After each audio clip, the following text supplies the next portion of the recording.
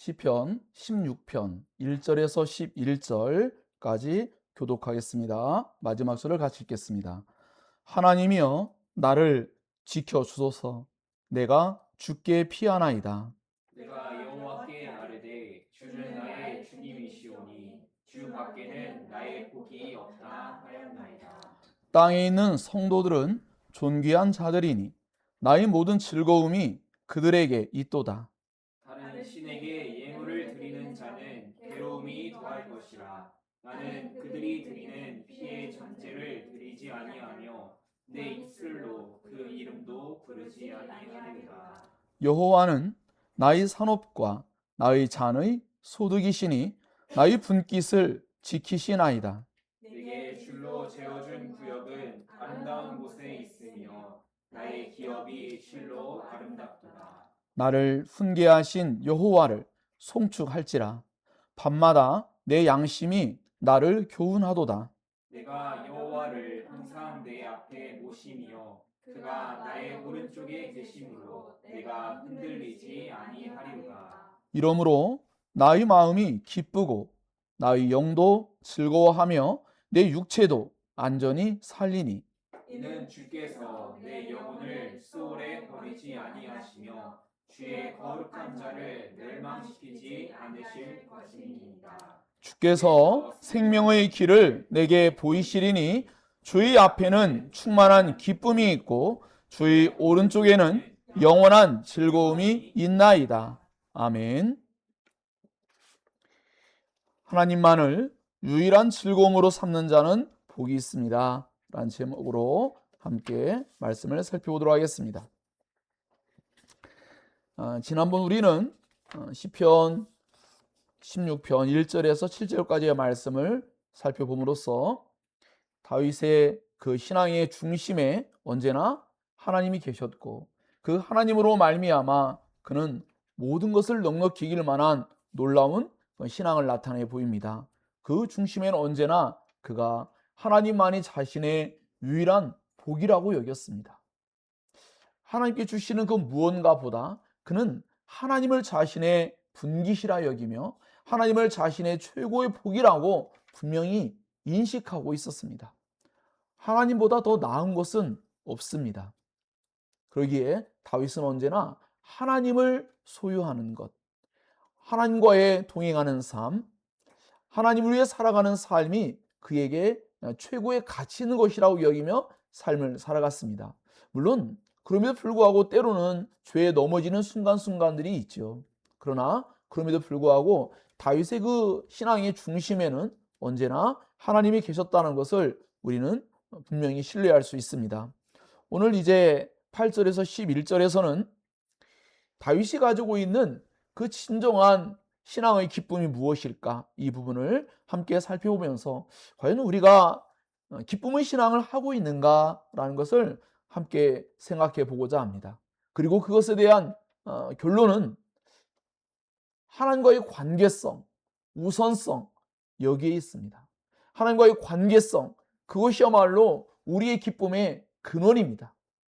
하나님과 깊은 친밀한 관계가 이루어지지 않는다면 우리는 기쁨을 잃어버립니다.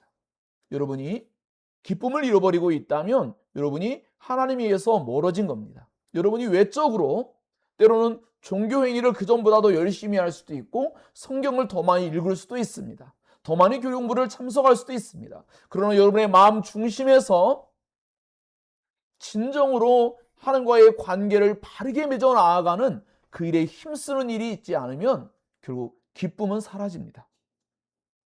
그러므로 오늘 본문의 말씀을 통하여 이 다윗이 가지고 있는 하나님과의 관계성 그리고 우선성 그 안에서 그가 얼마나 충만하며 또 영원한 그 기쁨과 즐거움을 누리는가라는 것을 우리 함께 생각해 나아가면서 여러분이 주님과의 관계에서 멀어지기 시작하는 순간 기쁨에서 멀어진다라는 것을 함께 생각하며 오늘 말씀을 살펴보겠습니다. 마틴 루저스 목사님은 이런 말씀하신 바가 있습니다. 여러분은 자신과 하나님 사이의 모든 것이 올바로 되는 것을 확신하기 전까지는 여호와의 기쁨을 알 수 없습니다. 라고 했어요. 이 말은 우리가 모든 것을 완벽하게 말씀을 순종하는 여부를 말하는 게 아닙니다. 하나님과의 관계 안에서 우리 연약함을 온전히 인정하고 주님의 도우심을 구하는 바른 위치, 바른 관계를 맺게 된다면, 오직 하나님만을 유일한 복으로 여기고 오직 하나님만을 절대적으로 의존하는 그 관계성을 바르게 위치를 잡는다면 여호와 하나님의 기쁨을 누리고 얻게 될 것이며, 하나님의 놀라운 기쁨을 우리는 함께 그 다윗이 누렸던 기쁨을 누리게 될 것이다 라는 그런 의미입니다. 그래서 오늘 본 시편에서 다윗은 하나님을 향한 자신의 그 태도를 너무나 분명하게 밝히고 있는데, 자신의 인생에 있어서 언제나 첫 번째 자리는 하나님이시였다는 거죠. 자신의 안전을 가장 탁월하게 보장해 줄 분은 오직 하나님 한 분이었다는 것이 다윗의 신앙의 지배적인 생각이었죠. 왜냐하면 다윗의 일생을 놓고 보면 어때요? 우리는 성군 다윗 하면 굉장히 첫 번째 떠오르는 것이 항상 골리앗과의 전쟁, 뭐 이런 게 떠오를 수 있겠죠. 그러나 성경에서 말할 때 다윗의 한 가장 영광스럽고 위대한 일은 언제나 여호와 하나님, 바로 그분을 중심에 두는 삶이었어요. 그리고 그것이 결국 성전을 짓기 위한 모든 준비라는 과정 가운데 쓰임받는 그 삶을 또한 살았던 것을 볼 수 있고, 또 지난주에 말씀을 살폈던 것처럼 다윗이 하루에 7번을 하나님을 찬양했다, 하나님께 나아가 기도하였다 라는 것은, 그것은 완전한 수일 뿐만 아니라 다윗의 삶의 지배적인 것은 바로 하나님 그분과의 관계였고 그분과 동행한 삶이었다라는 것을 분명히 인식할 수가 있겠죠. 골리앗을 이기기 이전에 다윗은 하나님과 함께함으로 말미암아 곰과 사자 그 이상의 강력한 그런 짐승들이 할지라도 모두 그것을 물리칠 수 있었던 엄청난 삶을 이미 살아왔던 사람이에요. 그리고 이후에도 그는 어쩌면 그런 야수와 같은 심정을 가진 사람들, 심지어는 더 나아 자기네 장인, 때로는 자기의 아내, 또 더 나아가서 자기의 그 아들들 또는 뭐 신하들, 수많은 배신과 어려움을 겪었죠. 어디 하나 마음 둘 곳이 없을 만큼 정말 모든 사람들의 마음속에서 끊임없는 악이 분출되는 것을 경험했던 삶을 사는 사람이 바로 다윗입니다. 그런 다윗이기에 다윗은 오롯이 하나님만이 유일한 복이고 하나님만이 유일한 안전처가 되고, 그 하나님과 동행하는 삶만이 진정한 마음의 기쁨을 누렸던 그 삶을 그가 이렇게 고백하는 것입니다. 우리가 예수님을 떠올리면 어떻습니까? 예수님도 정말 머리 둘 곳이 없을 만큼 예수님도 어느 한 곳에 마음을 둘 수가 없어요. 성령의 놀라운 은혜로 말미암아 예수님을 잉태하고 예수님을 낳은 마리아조차도 동생들과 함께 예수님이 미쳤다고 생각하면 예수님을 찾아 나서는 그러한 일이 있었다고 성경은 기록하고 있고, 제자들도 어떻습니까? 때로는 예수님을 이용해서 더 높은 자리를 차지하려고 했고, 예수님을 사랑한다고 했지만 그들은 너무나 잘못된 자기 중심적인 이해를 가지고 접근하기도 했습니다. 그런 모든 일들 속에서 예수님은 언제나 하나님께 나아가 기도해야만 했습니다. 밤이 맞도록 기도하셨고, 새벽 미명에 기도하셨고, 온 밤을 새우며 기도하셨고, 홀로 한적한 곳으로 가서 기도하셨고, 어떤 중대한 일을 결정할 때마다 항상 하나님께 나아가 기도했다는 장면이 끊임없이 등장하고 있죠. 지난 수요일에 우리는 느헤미야를 개관했습니다. 느헤미야도 그 순간순간들마다, 어려움의 순간들마다 언제나 하나님께 나아가 기도했습니다. 하나님 외에는 이 문제를 해결할 존재는 없는 것을 너무나 명확히 알고 있었던 것입니다. 그리고 자기 마음 안에 있는 이 괴로움과 슬픔과 어려움을 해결해 줄 자는 하나님 외에는 없어요. 아무도 내 마음을 알 수 없습니다. 그 누구도 알지 못해요. 그러기에 하나님께 나아가서 안전을 보장받으며 자기 정체성이 무엇이며 하나님은 어떠한 분인지를 관계성 안에서 회복함으로 말미암아 다윗은 큰 마음의 기쁨과 즐거움을 그가 누리게 됩니다. 심지어 오늘 말씀에 나오는 것처럼 정말 이 죽음이라는 것을 심지어 피해가는 것에 대한 감사와 또 그 고마움뿐 아니라 심지어는 그 죽음이 자기를 결코 지배하지 못할 것이며 죽음이라는 것이 분명히 필연적으로 어느 날은 오겠지만 그 죽음 가운데 놓아두지 아니하시고 스올이라 일컬어지는 그 시야에 가장 차가운 그 죽음의 장소에 그대로 놓아두지 아니하시고 하나님께서 자신을 보살필 것을 분명히 신뢰했던 거죠. 다윗의 수많은 시편에도 보면 그는 삼위일체 하나님을 인식하고 있었고 그는 예수님을 진정으로 만난 적도 없습니다. 어떤 측면에서는 육신이 되어 오신 예수 만난 적은 없죠.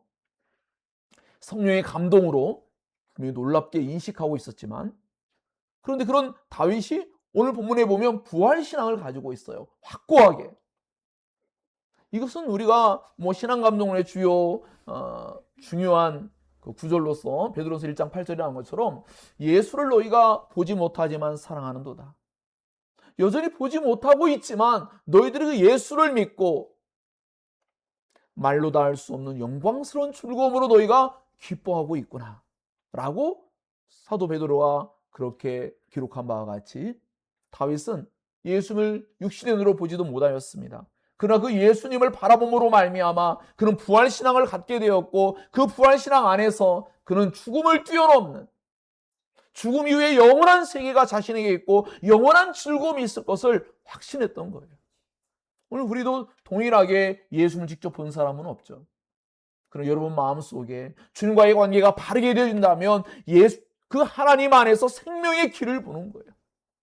잠시 후면 죽음이 찾아올 수 있죠. 어느 날은 분명히 찾아올 거예요. 그러나 그 죽음을 뛰어넘게 하시는 초월적인 존재이신 생명의 원천이 되시는 근원이 되시는 그 하나님과의 관계가 바르게 맺어질 때 그 신자들은 언제나 생명의 길을 발견하고 그 생명의 영원성을 깨닫게 되어지고 그 즐거움 가운데 현재를 넉넉히 이기는 놀랍고 초월적인 신앙을 나타내 보이는 것을 보게 됩니다. 그러므로 사랑하는 여러분, 여러분의 삶 가운데 여러분의 뜻한 바대로 모든 것이 되어져 가지 않는 순간순간들이 있을 수 있지만 그러나 이 다윗과 같이 여러분이 주님과의 관계를 바르게 맺어간다면 주님과의 관계 안에서 우선성을 분명하게 인식하고 신앙하게 된다면 여러분 안에 다윗이 누렸던 이 놀라운 주님과의 관계 안에서 누리게 된 이 충만한 기쁨, 영원한 즐거움 이것을 여러분이 누리며 신앙하게 될 줄로 믿습니다. 오직 주님만을 절대적으로 최우선에 두었고 그 관계성이 절대적이라는 것을 다윗은 신뢰했다는 것을 꼭 잊지 않기를 바랍니다. 자, 그래서 다윗은 이와 같이 자신의 육신적인 생명이 일시적으로 끝나도 하나님께서 영원한 생명을 주실 것을 그는 소망하고 즐거워할 수 있었다라는 것을 본 시편에서 부활의 신앙을 명확하게 보여준 것을 볼 수가 있습니다. 부활에 대한 신앙심을 가지고 있었고 그는 심지어 그것을 바라보며 즐거워했다라는 것을 우리는 알 수 있게 됩니다. 그러므로 다윗에게 있어서 하나님은 항상 언제나 최선의 선택이며 최선의 우선순위였습니다. 우리 역시도 어떠한 사건이 발생하고 여러분의 삶의 자리에서 여러분이 우선 선택하고 우선이 되는 것은 무엇입니까? 아담과 하와에게서 우선은 자기 자신이었기에 선악과를 선택할 수밖에 없었고 그 죄로 말미암아 인류에 비참한 일이 발생하기 시작했던 것입니다. 우리 안에 하나님을 최우선으로 둘 때에만 에덴 동산의 모든 것을 마음껏 누릴 수 있는 너무나 놀라운 지위를 가지고 살 수 있게 된다는 것을 꼭 기억해야 합니다. 우리의 우선순위, 우리의 즐거움이 무엇이 되어야 할까? 그 하나님이 즐거움이 되어야 되는데 하나님이 즐거움이 아니라 그 하나님께서 만드신 선악과를 먹음으로 말미암아 자신들의 어떤 무언가를 더 나은 것을 하나님처럼 되려고 하는 생각들, 그게 죄로 나아갔던 것을 보면서 우리는 하나님을 최우선의 즐거움으로 여긴다는 것이 무엇인지를 깊이 생각해야 합니다.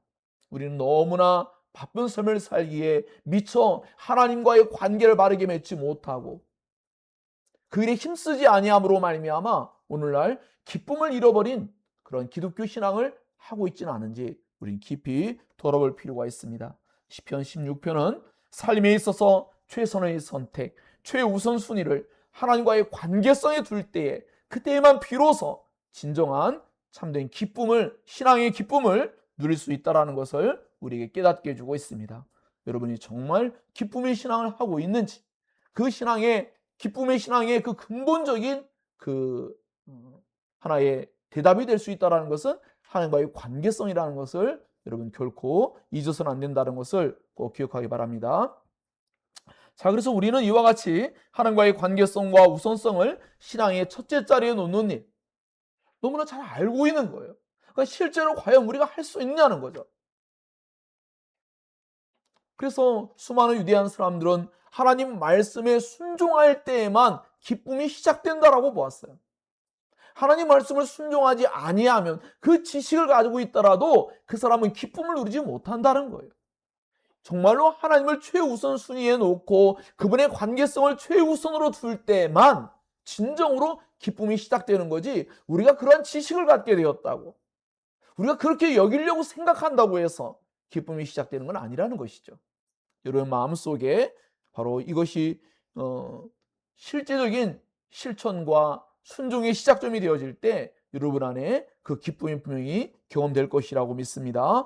다윗은 이와 같이 여호와 하나님을 가장 우선순위에 두었고 자신 앞에 항상 여호와 하나님을 모시고 살아갔다고 고백합니다.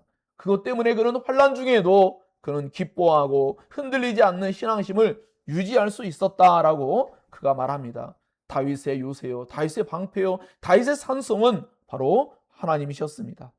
여러분에게 진정으로 모든 어려움과 모든 일들 속에 과연 그 모든 문제 가운데에 여러분에게 진정한 방패, 산성, 요새, 그것은 과연 무엇인지 돌아올 필요가 있습니다. 물론 우리는 이 부분을 영적인 의미에서 잘 이해할 필요가 있습니다. 물론 실제적인 면에서도 그렇지만 다윗처럼 우리는 뭐 오늘날 누가 나를 죽이려고 쫓아다니는 사람이 있는 것도 아니고 그럴 수 있겠지만 다시 한번 생각해 볼까요? 신약 성경에는 악한 마귀가 우는 사자와 같이 돌아다니며 할 수만 있다면 있는 자를 넘어뜨리려 하고 있답니다. 이 말씀은 결국 사울과 같은 그 가장 강력한 힘을 가진 그 왕이 다윗을 죽이려고 할 때 얼마나 힘겹습니까? 예? 어떤 하나의 부하 장수 중에서 누군가가 자기 미친 듯이 막 뭔가 위협을 가하고 해를 가하려고 했던 것도 정말 힘겨울 텐데, 그죠?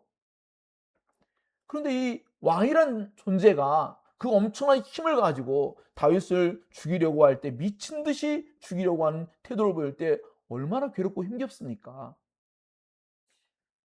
이와 같이 여러분이 인식하지 못할지라도 이 세상의 신이라 일컬어지는 마귀가 밤낮 여러분을 넘어뜨리려고 하고 정말 사울의 그 미친 듯한 그 괴이한 행동보다 악한 마귀는 더욱더 괴이한 행동을 하는 존재입니다. 그 악한 마귀가 여러분을 영적으로 넘어뜨리려고 수도 없이 찾아오는데 우리는 너무 그런 인식을 잘 하지도 못하고 우리는 그 하나님을 영화롭게 하는 순간에도 순간적으로 자신의 삶을 살아감으로 말미암아 그러한 수많은 전쟁 가운데서 패배할 때가 너무 많아요. 그 패배의 증거가 뭐냐? 염려, 걱정, 하나님을 즐거워하지 않는 것, 말씀에 순종하지 않는 것, 이것으로 다 나타나고 있는 거예요. 여러분이 영적으로 승리하고 있다면, 여러분이 영적으로 건강한 상태에 놓여 있다면, 즉 하나님과의 관계가 바르게 맺어져 있다면 여러분은 아담과 하와가 범죄함으로 말미암아 하나님 주신 모든 기쁨과 은혜를 다 완전히 그냥 내팽개치는 듯한 그런 모습의 삶을 살지 않고 그 즐거움을 마음껏 누렸던 것처럼 살 수 있을 텐데, 여러분이 어떠한 이런 기쁨을 잃어버렸다는 자체가 이미 어떤 면에서는 하나의 패배를 지금 경험하고 있다, 이렇게 볼 수도 있는 거라는 거죠. 하나님을 즐거워하지 않고 있다는 거죠. 하나님을 즐거워할 수 있다는 것은 그 사람이 하나님과의 관계가 바르게 맺었다는 아주 중대한 표지입니다. 그러므로 여러분의 삶에 악한 마귀가 이와 같이 여러분에게 찾아옵니다. 때로는 것이 예수께서 경험한 것처럼 가장 자신을 신뢰하고 따라왔던 베드로가 그런 역할을 하기도 했습니다. 오죽하면 예수는 베드로에게 사단아 내 뒤로 물러서라, 네가 하나님의 일을 생각지 않고 사람의 일을 생각하는도다, 이렇게 예수께서 표현하시지 않았습니까? 때로는 가룟 유다를 통해 찾아오기도 하고요. 수많은 다양한 여러 가지의 일들로 우리에게 다가옵니다. 우리가 그것을 바르게 인식하지 못하는 거죠.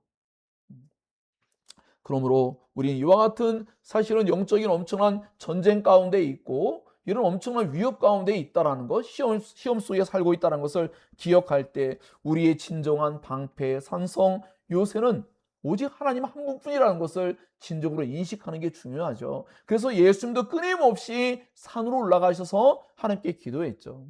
하나님과 만나는 시간을 굉장히 자주 가졌어요. 그럴 수밖에 없죠. 왜? 도처에 끊임없이 예수님을 시험하고 넘어뜨린 자들이 너무나 많고 예수님을 바르게 이해하지를 못해요. 끊임없이 막 육체적인 어떤 어려움도 얼마나 많이 찾아옵니까? 귀신 들린 자, 병든 자들 끊임없이 찾아오죠. 계속해서 이 육체적으로 쉴 만한 어떤 여유를 갖지 못해요. 그 영역이 쉴 수 있는 유일한 때는 언제냐? 하나님께 나아가 기도하는 거였어요. 여러분 이걸 깨달아야 됩니다. 여러분 안에 하나님께 나아가 기도하는 그때가, 하나님 말씀 앞으로 나아가는 그때가 여러분의 영혼과 육체가 진정한 쉼을 누리고 하나님과의 관계가 바르게 맺어짐으로 말미암아 그 이후에 있을 수많은 일들을 하나님이 기뻐하는 통찰력을 발휘해서 바르게 하나님의 영광을 위한 목적하에 삶을 살 수 있다는 거예요. 그래서 로버트 머레이 맥칠 목사님이 그런 말씀하셨죠. 하나님 앞에 그런 기도에 바른 신앙이 안 되면 보잘것없는 쓸데없는 일에 휘말리고 우린 결국 아무것도 주님이 원하시는 일을 하지 못한 채 그 하루를 마칠 수밖에 없다라는 거예요. 그런 주님과의 관계를 기도를 통하여 바르게 맺는 사람들은 그날 하루에 있는 일들이 일반적인 일들 같았지만 그 일들이 비범한 일들이 되어지고 그 일들 속에 하나님 영광이 된 일들이 발생하고 하루를 마감할 때 하나님을 위해서 열심히 살아온 그 인생의 행복과 기쁨을 누릴 수가 있다는 것이에요. 그렇기 때문에 다윗이 이렇게 고백하는 이런 내용들은 그리 녹록지 않은 영적 전쟁이 여기에 필연적으로 포함되어 있다는 것을 내포하고 있다는 것을 우리는 알게 됩니다. 그러므로 사랑하는 여러분, 이 다윗의 이런 고백과 같이 하나님의 마음에 합한 자라고 하는 다윗의 영광스러운 별칭이 왜 주어졌습니까? 그 하나님과의 관계성 안에 있는 거예요. 하나님과의 관계가 바르게 맺어지니까 하나님 마음에 합한, 하나님 마음을 잘 알게 된 거죠.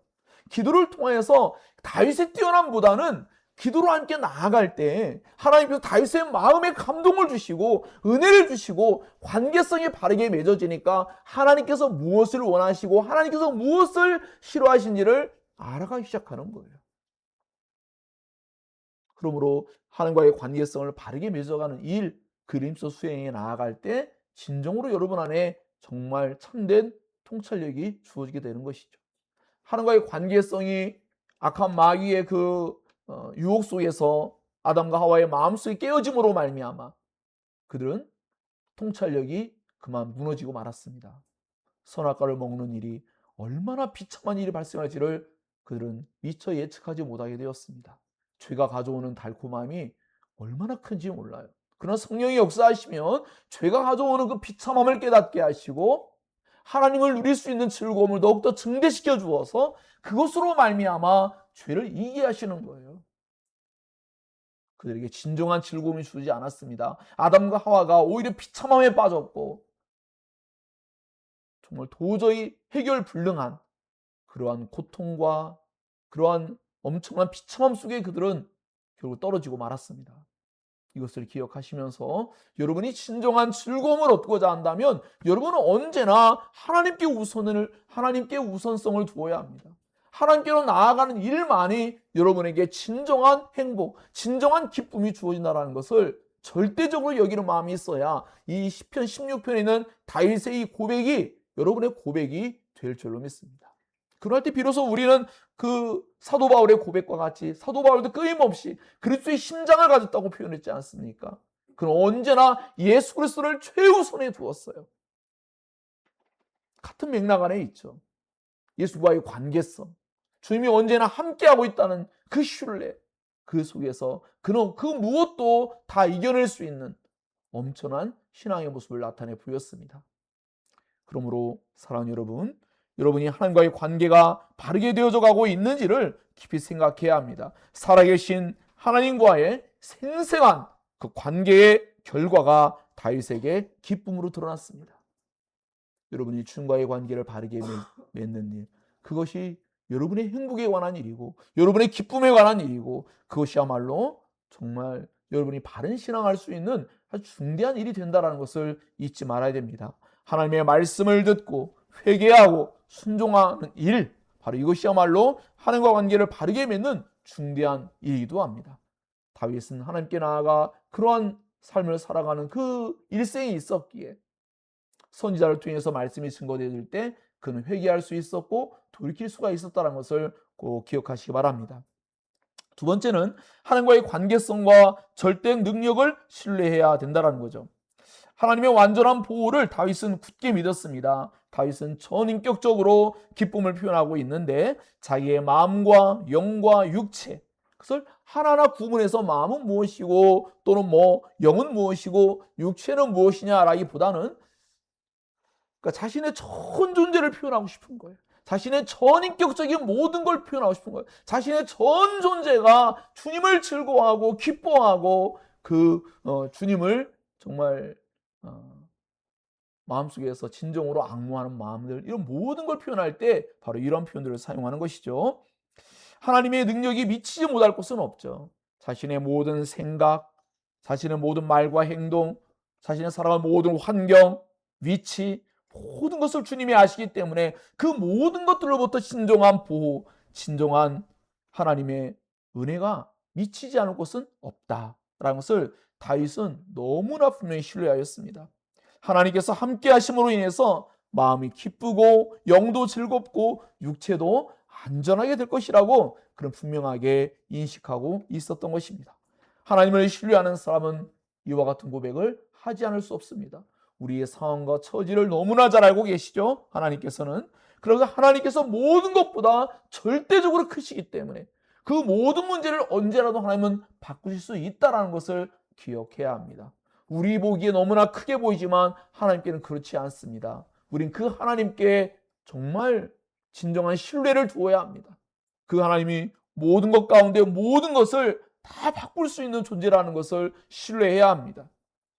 그래서 사도 바울조차도 언제나 감옥 안에 있지만 그는 주 안에서 항상 기뻐하라. 내가 다시 말하노니 기뻐하라. 너희의 관용을 모든 사람에게 알게 하고 주께서 가까우시다. 아무것도 염려하지 말고 오직 기도와 간구로 너희 구할 것을 감사함으로 아뢰라.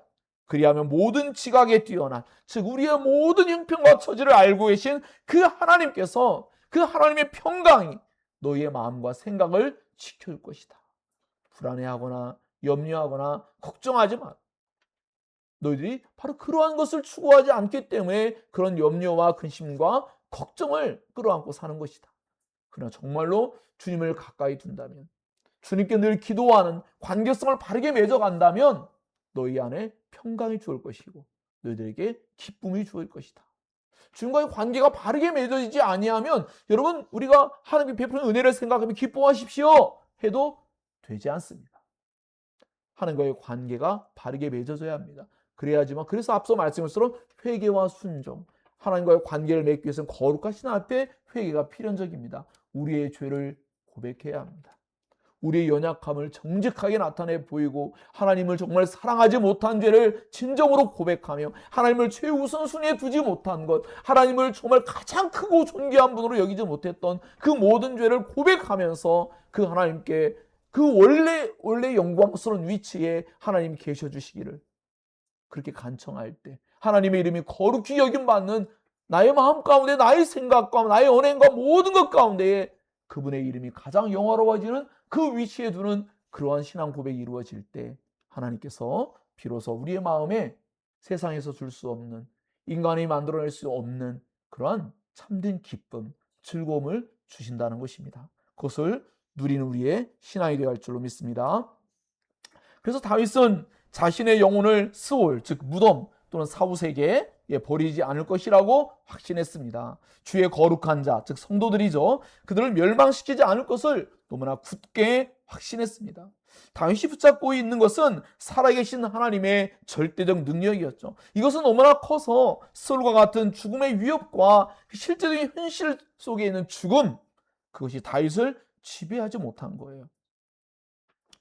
이것은 마치 우리가 히브리서에 기록된 바와 같이 또 죽기를 무서함으로 한평생 매여 종노릇하는 모든 자들을 놓아주려 하심이니 라고 한 것처럼 죽음을 진정으로 극복하는 신앙, 그것이야말로 진정한 기독교 신앙이라고 볼 수 있어요. 수많은 사람들이 죽음의 현실 앞에 정말 좌절하고 두려워하고 염려하고 또 미래에 대해서 굉장히 불투명하다고 느끼겠지만, 그러나 참된 신앙을 바르게 하는 사람들은 언제나 그 죽음이 결코 그들에게 일시적으로 고통과 괴로움을 줄 수 있죠. 하지만 잠시 후에는 그들은 그 죽음 이후에 예수 그리스도를 만나게 될 것을 바라보며 큰 즐거움으로 나아가는 것을 우리는 너무나 쉽게 볼 수가 있습니다. 성경 속에는 언제나 그런 고백들이 넘쳐납니다. 오늘 우리의 신앙 고백이 부족한 것이죠. 다윗은 죽음을 그저 벗어나려고 하나님께 그렇게 간청하고 그렇게 신뢰했던 게 아닙니다. 그 죽음이라는 것이 결코 자기를 정복할 수 없고 죽음이라는 것이 자신의 신앙을 지배할 수 없다는 것을 확실히 했습니다.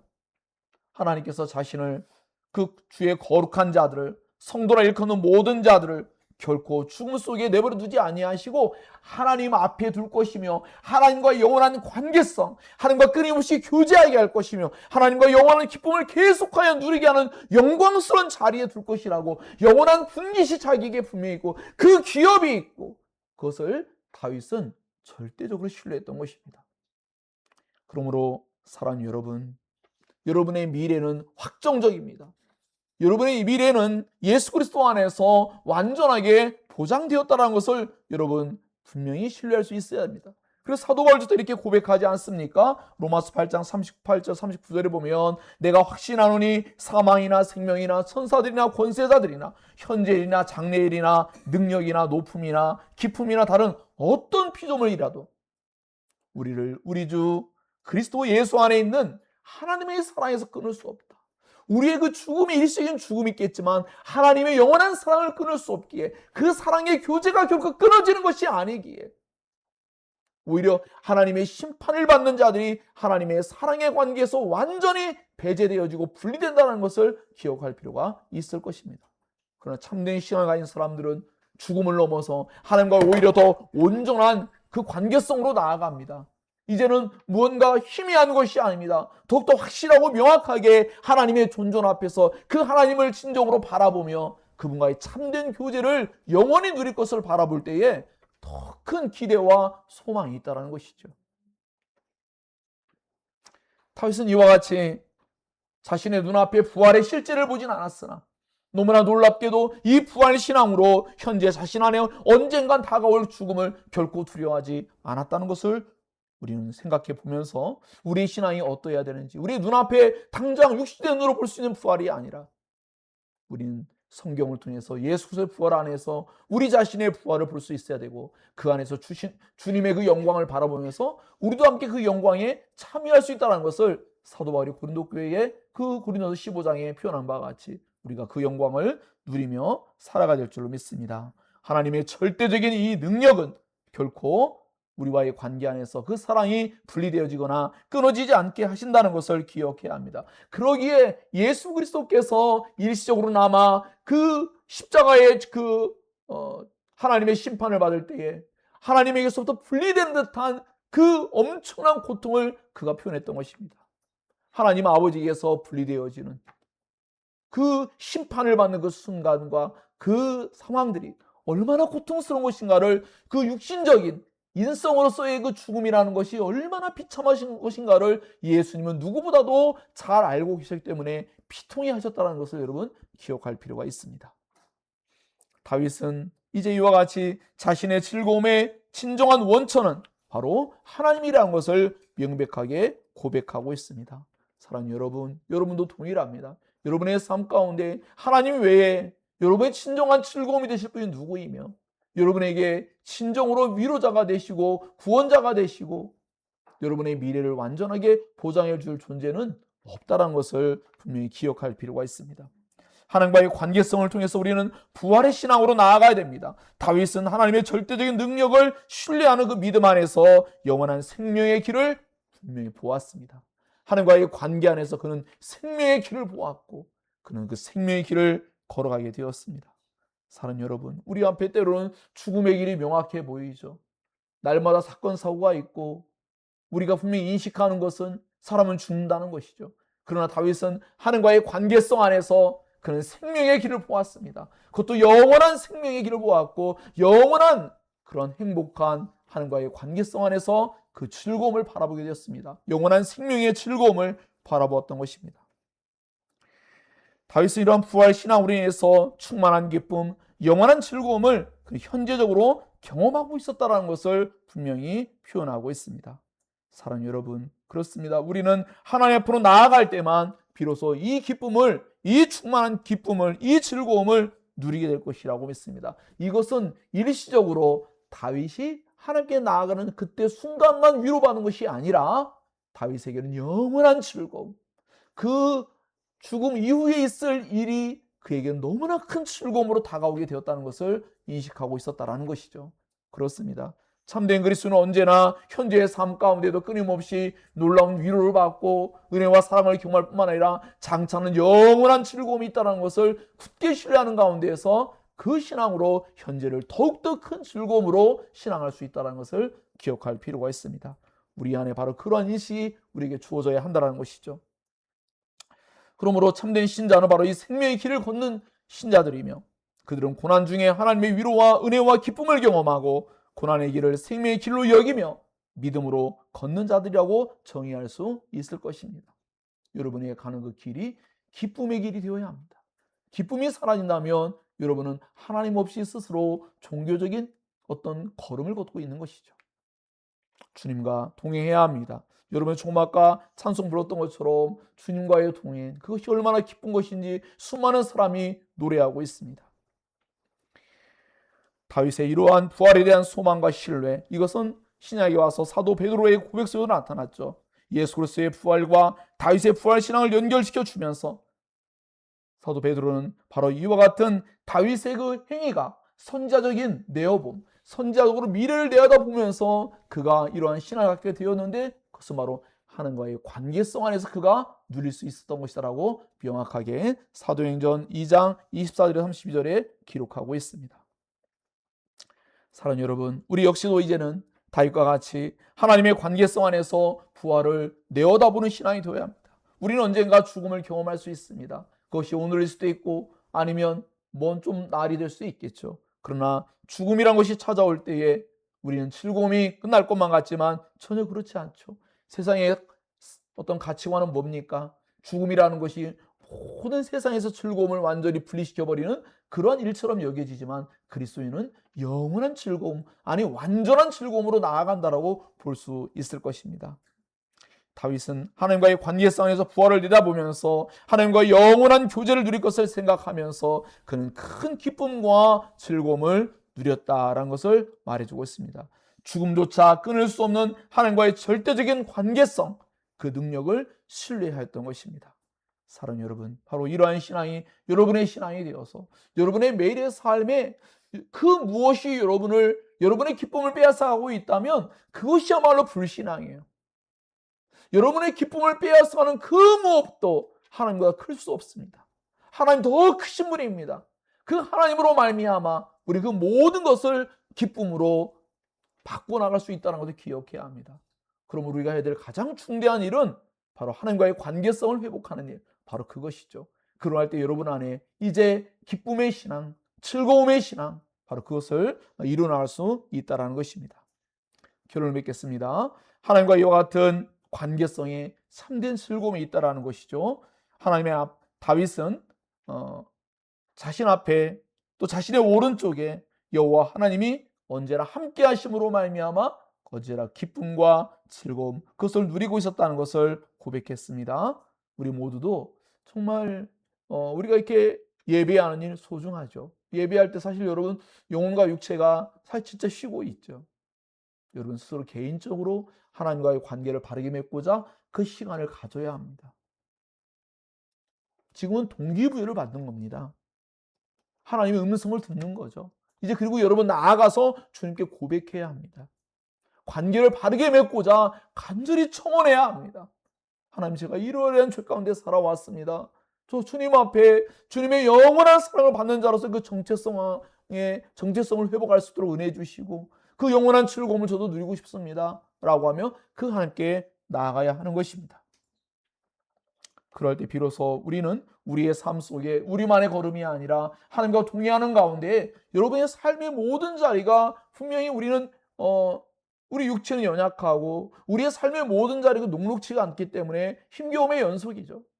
그러나 그 모든 자리에 주님이 함께 하심으로 말미암아 순간순간마다 계속하여 기쁨을 누리게 하시는 그 은혜를 경험하게 될 것이라고 믿습니다. 예수께서 이렇게 말씀하셨습니다. 나를 보내신 이가 나와 함께 하시도다. 나는 항상 그가 기뻐하시는 일을 행함으로 나를 혼자 두지 아니하셨느니라 라고 얘기했습니다. 그렇습니다. 하나님 언제나 함께 하십니다. 그리고 하나님 아버지께서 기뻐하시는 일을 우리 마음에 계속 자극해 주십니다. 성령께서 깨닫게 해주십니다. 우리가 그 일을 힘써 나가야 합니다. 그러할 때 비로소 여러분 안에 그 하나님 말씀을 순종해 나아갈 때 그 하나님의 기쁨이 여러분에게 실제적으로 구체적으로 경험되게 될 줄로 믿습니다.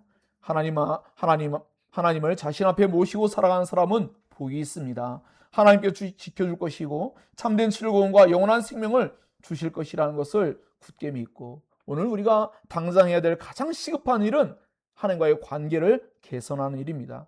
이 일에 온 힘을 기울여야 합니다. 여러분이 생각으로 나 주님 사랑합니다. 여러분의 생각으로 주님 저는 이렇습니다. 아닙니다. 여러분이 주님을 정말 사랑한다면 주님과의 관계성을 맺고자 힘쓰는 삶을 살게 되어 있습니다. 여러분이 정말 주님을 사랑한다면 주님을 만나려고 힘쓰게 될 것이라고 믿습니다.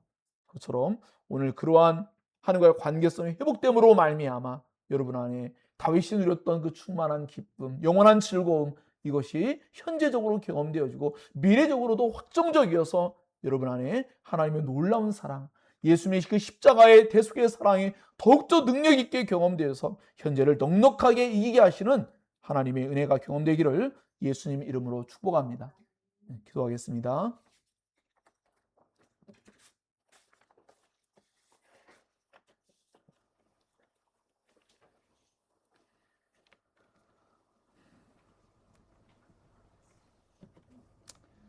어찌 보면 여러분이 익히 들어왔던 말씀이기도 합니다. 그러나 성령 하나님의 은혜를 구해야 합니다. 그렇지 않으면 우리는 미루고 또 미루고 그 관계성을 바르게 맺는 데 힘쓰지 아니하므로 여전히 기쁨을 잃어버린 패배의 삶을 살고 있는 것조차도 깨닫지 못하는 그런 영적인 매우 둔감한 상황에 놓일 수 있습니다.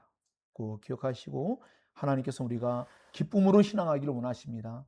하나님 안에는 영원한 기쁨이 있습니다. 하나님 그 기쁨을 우리가 누리게 하시고자 우리를 창조하셨습니다. 우리를 구속하셨습니다.